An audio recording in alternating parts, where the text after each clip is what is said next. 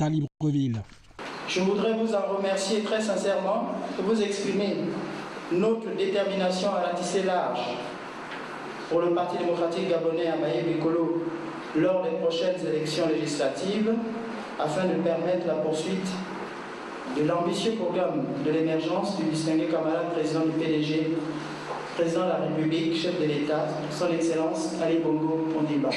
L'occasion pour le Gotha politique de cette circonscription électorale de se féliciter du choix porté sur l'ancienne diplômée de l'Institut français d'informatique appliquée de Paris qui aura servi 30 années durant comme secrétaire attaché d'administration aux côtés de feu Hadj Omar Bongo Ondimba. Aujourd'hui, nous avons saisi l'opportunité de leur présenter le candidat choisi par la base et dont la candidature naturellement a été validée par les instances supérieures du parti. Discrète et fidèle, Rachel Timediara entend œuvrer pour la prospérité du peuple Abaye Bricolo sur le chemin de l'émergence dans le bateau PDG aux côtés d'Ali Bongo Ondimba.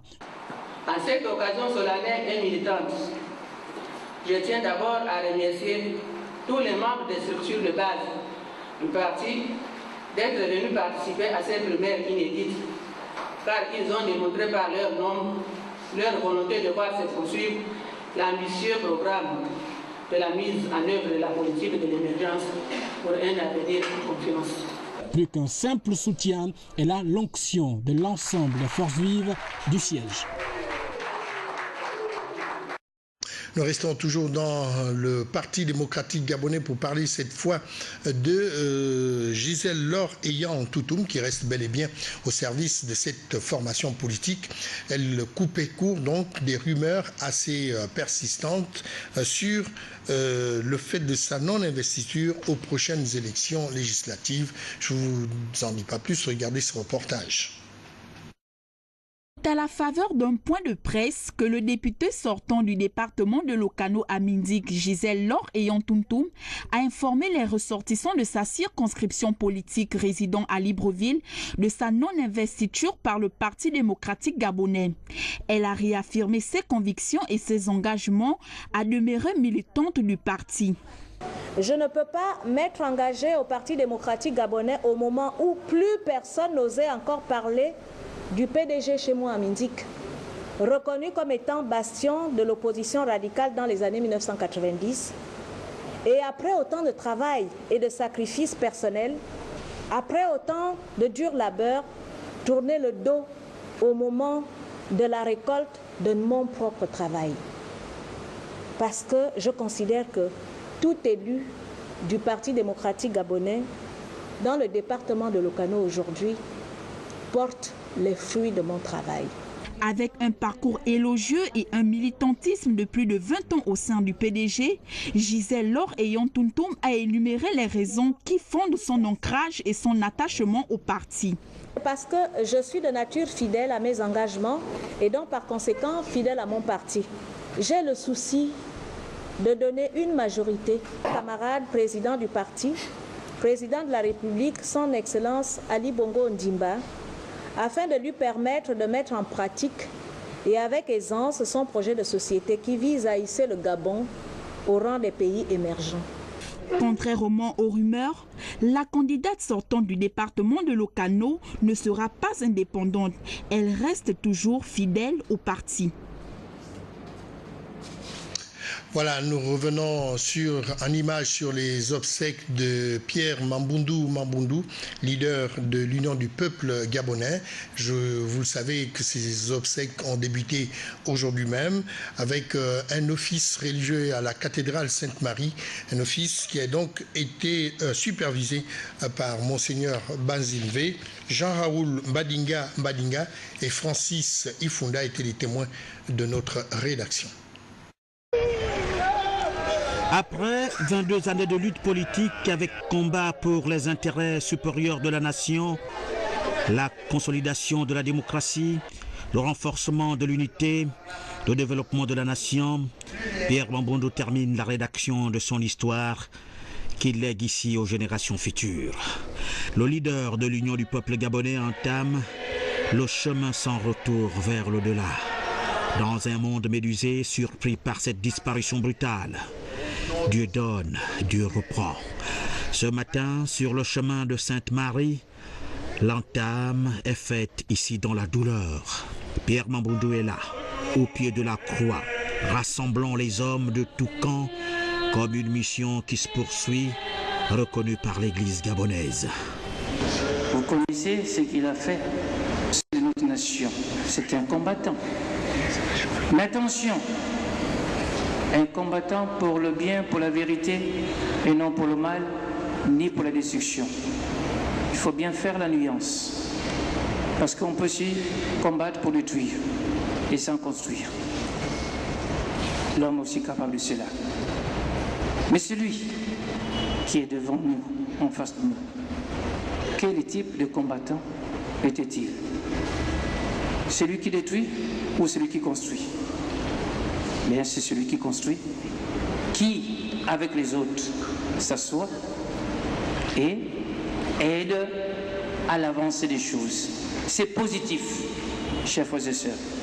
L'œuvre de l'homme, c'est-à-dire cet héritage qu'il nous lègue, restera dans la mémoire collective. Aucun parti au monde ne peut se prévaloir d'une légitimité sans élection fiable. Il y va de la crédibilité du pays. La mise en place de la biométrie demeure l'un des chantiers que Pierre laisse au peuple gabonais. Il nous appartient de saluer sa mémoire en finalisant ensemble ce dernier combat. Au pied de la croix du Christ, Pierre est apparu encore fidèle à lui-même, fidèle à ses idées. Oui, comme l'homme qui n'a point trahi la nation, il est venu ici, au pied de cette croix, déposer ce qu'il avait, c'est-à-dire ses propositions pour le Gabon et pour l'édification d'un Gabon de paix.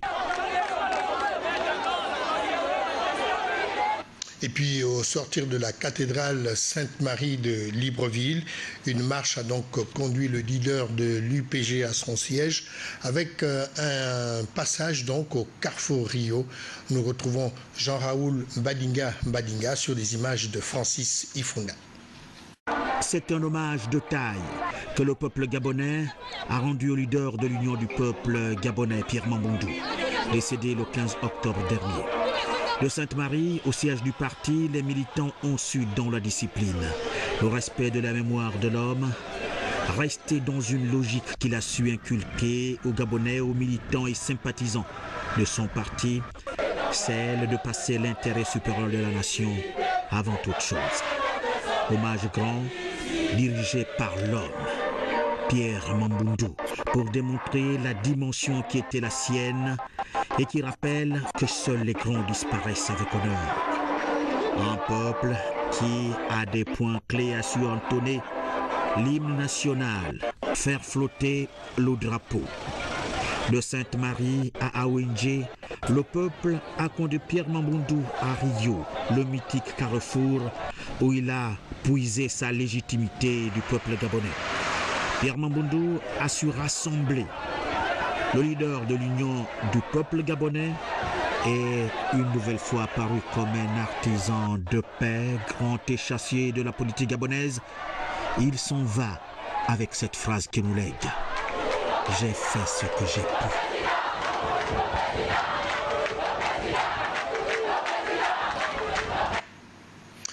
Et voilà donc à ces obsèques, donc, si vous voulez, à cet office religieux, le gouvernement a été représenté au plus grand chef par Paul Biya-Yamba, qui est lui Premier ministre du gouvernement gabonais. Et nous, on notait également la forte présence de la présidence de la République avec le secrétaire général de la présidence de la République, Madame Laure Olga Ngonjo.